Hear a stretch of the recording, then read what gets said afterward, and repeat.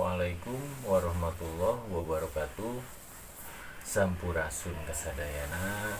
Gimana kabar teman-teman semuanya? Mudah-mudahan dalam keadaan sehat walafiat. Kebetulan sudah lama ya saya tidak bikin konten dikarenakan banyak kesibukan yang membuat saya sibuk sendiri gitu. Sibuk dalam arti bukan sibuk bekerja, tapi sibuk untuk lebih mempelajari tentang kehidupan. Karena apa yang saya jalankan ketika saya belum tidak sempat bikin konten, saya sedang mendalami tentang sisi hitam, sisi gelap, sisi yang mungkin orang lain tidak ingin di posisinya gitu. Nah, di sini saya sedikit ingin bercerita tentang apa yang sedang saya pelajari. Nah, judul dalam video ini atau dalam konten ini saya beri judul tentang ibadahnya Satria Beningan. Nah, berarti saya akan membahas atau membongkar tentang ibadah atau sholat. Begini, seorang manusia di banyak agama menyarankan umatnya untuk beribadah, gitu kan. Ambil contoh satu, yaitu kebanyakan nih muslim. Saya sering dengar tausiah di masjid, banyak sekali yang mengajak kita beribadah di masjid agar kita mendapatkan pahala yang besar gitu. Nah, ketika kita berbicara tentang ibadah, apakah kita beribadah tujuan kita tuh untuk apa? Mungkin sebagian orang beribadah untuk mencari pahala, tapi berbeda dengan saya. Ketika saya melakukan ibadah bukan karena pahala, tapi melainkan karena kewajiban.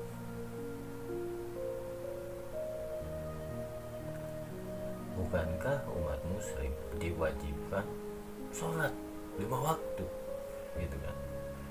Nah, di situ kan wajib. Kenapa selalu diemel-emeli pahala ketika kita berjamaah? Nah, di sini saya ingin meluruskan niat teman-teman ketika teman-teman beribadah, agar teman-teman tuh tidak terjebak akan pahala ini. Jadi seolah-olah teman-teman tuh beribadah karena ingin mendapatkan pahala. Nah, jangan seperti itu. Perbaiki niatnya, bulatkan hatinya. Ketika seseorang beribadah, bukankah kita harus tahu cara beribadah yang seperti apa? Apakah kita hanya sekedar sembahyang atau sholat, tapi kita tidak mengenal Tuhannya, Allahnya. Apakah kita sembahyang untuk mencari pahala agar selamat di akhirat kelak? Menurut saya, jika kita tujuannya ke sana, salah besar. Sebab apa? Ketika kita sembahyang, kita sholat, ingin mencari pahala untuk diri kita pribadi, menurut saya itu egois, karena ingin selamat sendiri.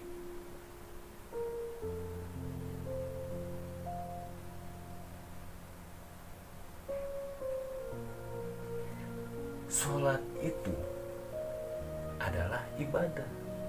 Ibadah itu banyak bentuknya. Ketika kita ingin sholat, tetapi sholat itu hanya sekedar untuk diri kita pribadi, untuk apa? Kalau sholat itu tidak bermanfaat untuk keluarga, tetangga, dan orang yang kita kenal. Kalau hanya sekedar manfaat untuk diri pribadi, itu untuk apa? Sama dengan egoisnya diri kita, karena kita ingin selamat sendiri.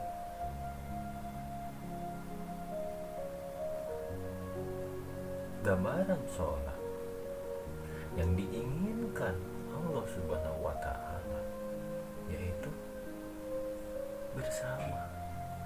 Disebut berjamaah itu ketika kita sholat atau kita melakukan sesuatu agar apa yang kita lakukan bermanfaat untuk banyak orang.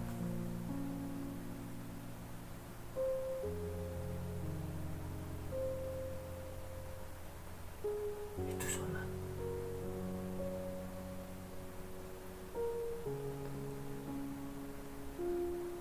Ibadah itu bukan hanya sekedar yang ibaratnya terlihat. Ibadah itu yang kita lakukan seolah-olah kita tuh tidak merasakan apa-apa, tidak merasakan sedang beribadah gitu. Kita kasih contoh, seorang suami, ada bahasa atau mungkin teman-teman pernah dengar, seorang suami bekerja di tengah jalan kecelakaan, lalu pria itu meninggal. Ada yang bilang itu udah dijamin masuk surga, begitu kan? Nah, yang dijamin masuk surga di sini ketika niat seorang suami itu beribadah dengan cara bekerja untuk memenuhi kebutuhan keluarganya, itu yang masuk surga.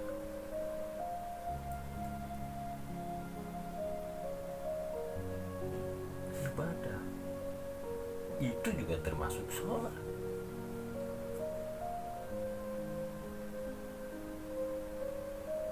Nah, ketika kita ingin yang disebut sholat khusyuk, sembahyang harus khusyuk. Definisi khusyuk ini seperti apa? Toh mata kita masih bisa melihat, telinga kita masih bisa mendengar, tangan kita masih bisa bergerak, kulit kita masih bisa merasakan gatal atau bakar. Kita dalam sholat itu terkadang tidak konsentrasi, apalagi ketika imamnya membacakan surat yang panjang.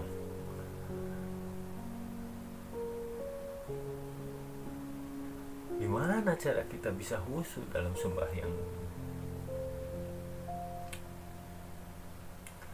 Khusyuk dalam sembahyang itu ketika kita tahu siapa yang kita sembah.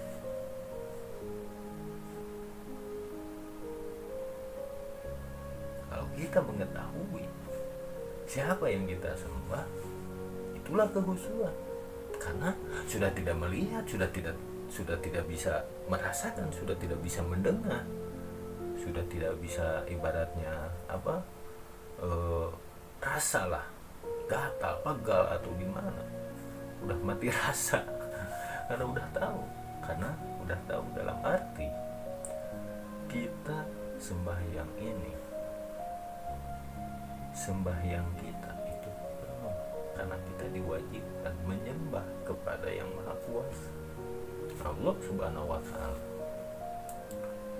Kalau kita tidak mengenal Allahnya, gimana kita sembahyang? Di mana kita mendapatkan imbalan yang dibilang pahala itu? Saya rasa akan percuma.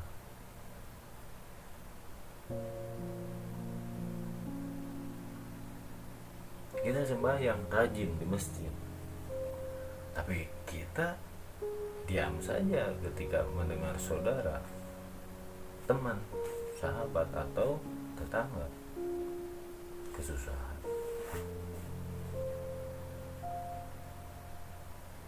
Untuk apa kita sembahyang rajin ke masjid kalau perilaku kita masih seperti itu? Itu sama dengan orang ibaratnya kalau kendaraan bodong tanpa ada surat-surat, tidak ada harganya kendaraan tersebut. Meskipun yang dipakainya kendaraan, tapi lebih berharga lagi surat-suratnya.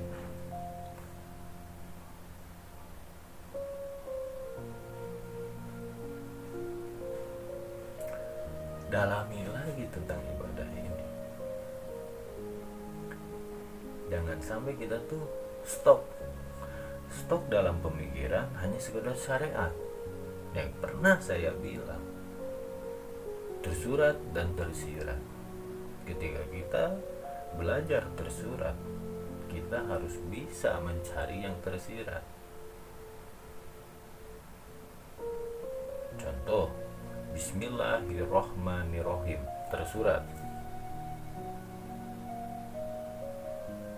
dengan menyebut nama Allah yang Maha Pengasih lagi Maha Penyayang. Tersurat. Tersiratnya apa dalam Bismillah itu? Gitu kan? Tersirat dalam Bismillah itu dengan menyebut nama Allah yang Maha Pengasih lagi Maha Penyayang. Jadi apa yang tersiratnya, apa yang kita lakukan di muka bumi ini, di dunia ini atas kehendaknya. Kita melangkah ke depan, kita melangkah ke belakang, itu sudah kehendaknya. Kita mau sakit, kita sehat, orang kaya atau orang miskin, itu sudah kehendaknya. Itu atas nama Allah. Jadi apa yang kita lakukan di dunia ini atas izinnya, itu atas nama Allah. Itu Bismillah. Rahmanirrahim yang Maha Pengasih lagi Maha Penyayang. Gitu kan? Apa kita sebagai manusia, yang saya bilang tadi, untuk apa ibadah kalau tetangga, saudara, atau bahkan keluarga ada yang susah, ya kita diam saja, hari-hari hirup. Mana Rahmanir-Rahimnya?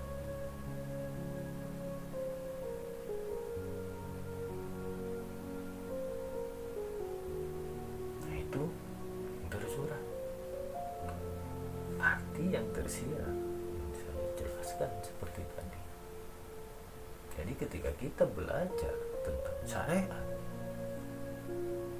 syariat itu yang tersurat, yang terlihat, yang terasa, itu syariat. Makanya dalam ilmu marifat, syariat, tirakat, hakikat, dan marifat.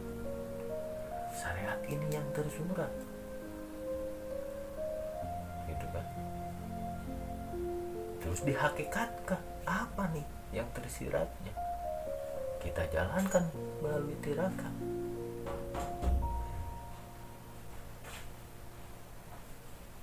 ketika kita bisa mempelajari yang tersirat, syariat,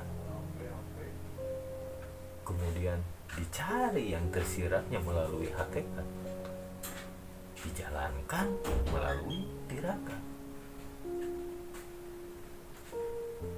dan disatukan semuanya menjadi marifat, kita akan mengenal Tuhan kita, Allah Subhanahu wa Ta'ala.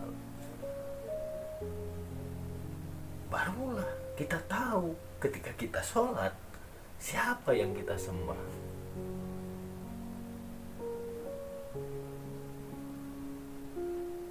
Karena kita sudah tidak bisa merasakan pegel kaki ketika dibacakan ayat yang panjang.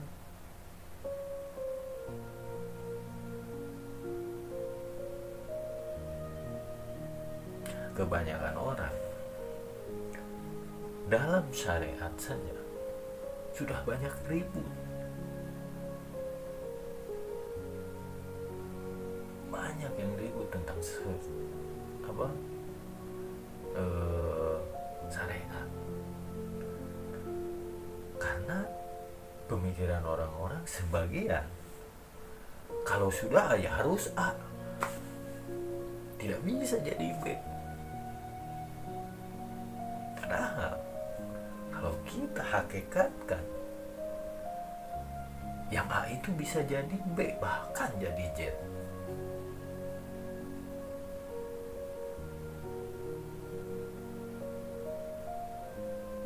Ini ketika kita mendalami ilmu ibadah, ilmu sholat, biar kita tahu siapa yang kita sembah. Mudah-mudahan bermanfaat. Sekian pembahasan kali ini. Wassalamualaikum warahmatullahi wabarakatuh.